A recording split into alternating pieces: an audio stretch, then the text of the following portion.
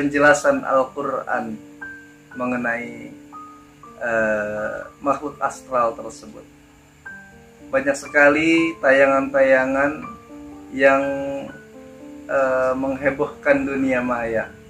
Ya, banyak orang ketakutan karena penampakan-penampakan tersebut. Saat ini mari kita kaji lebih dalam tentang makhluk astral tersebut. Dalam Al-Quran dikatakan Allah Subhanahu wa Ta'ala itu bukan hanya menciptakan manusia saja, akan tetapi Allah Subhanahu wa Ta'ala juga menciptakan jin di alam dunia ini. Bahkan mereka diciptakan itu lebih awal daripada manusia. Ini terdapat dalam surat Al-Hijr ayat 26 sampai 27. Dan apa sih tujuan Allah menciptakan jin dan manusia? Tujuannya hanya satu. Wa ma khalaqtul jinna wal insa illa liya'budun.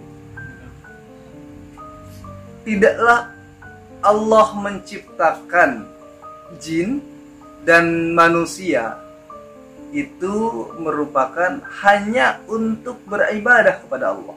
Jadi intinya Allah menciptakan jin dan manusia itu hanya untuk beribadah kepada Allah Subhanahu wa Ta'ala, bukan untuk yang lain. Tetapi ada satu peristiwa yang menjadi sejarah yang harus kita ingat, yang harus kita ketahui. Mengapa saat ini jin banyak sekali mengganggu manusia? Bukan banyak sekali, akan tetapi mereka tiap detik, tiap saat mereka selalu mengganggu kita. Ini kita harus tahu awal mula sejarahnya. Jadi suatu saat jin diperintahkan, atau malaikat dan jin diperintahkan untuk sujud kepada Adam. Akan tetapi mereka menolak. Jin menolak. Malaikat taat kepada Allah. Karena malaikat ini merupakan makhluk yang diciptakan untuk taat, untuk selalu melaksanakan perintah-perintah Allah. Akan tetapi jin ini membangkang karena mereka merasa lebih mulia daripada manusia. Wa idh qulna lil malaikati isjudu li adama fasajadu illa iblis aba wastakbara wa kana minal kafirin. Dan ingatlah ketika kami memerintahkan malaikat. Wa idh qulna lil malaikati isjudu, untuk bersujud kepada Adam. Maka mereka bersujud, fasajadu illa iblis, kecuali iblis. Aba wastakbara wa kana minal kafirin. Mereka menyombongkan diri, mereka membangkang karena mereka merasa lebih mulia. Mereka merasa bahwa diri mereka lebih baik karena diciptakan dari api, sedangkan Adam diciptakan dari segumpal tanah. Mereka merasa bahwa api lebih baik daripada tanah, sehingga mereka menolak untuk sujud kepada Adam. Hadirin kaum muslimin rahimakumullah, sejak saat itu mereka dikeluarkan oleh Allah dari surga. Jadi awalnya manusia, malaikat dan jin ini merupakan penghuni surga. Akan tetapi dengan adanya peristiwa tersebut, jin dikeluarkan dari surga oleh Allah Subhanahu wa Ta'ala. Sejak saat itu jin keluar dari surga, akan tetapi dengan satu permintaan, yaitu mengganggu atau merusak keimanan umat manusia. Mereka ingin menggelincirkan iman tauhid manusia agar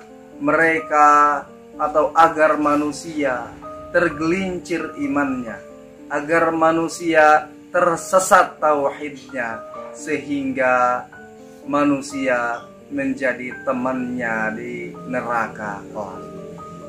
Hadirin rahimakumullah, dari sepenggal cerita tadi kita dapat mengambil hikmah, terutama kita yang beragama Islam. Janganlah kita takut dengan penampakan jin. Janganlah kita takut dengan gangguan yang mereka lakukan, yang mereka perbuat. Mereka itu hanya sebatas makhluk yang tidak ada daya bagi mereka. Mereka tidak memiliki daya, mereka tidak memiliki kekuatan apapun yang harus kita takuti.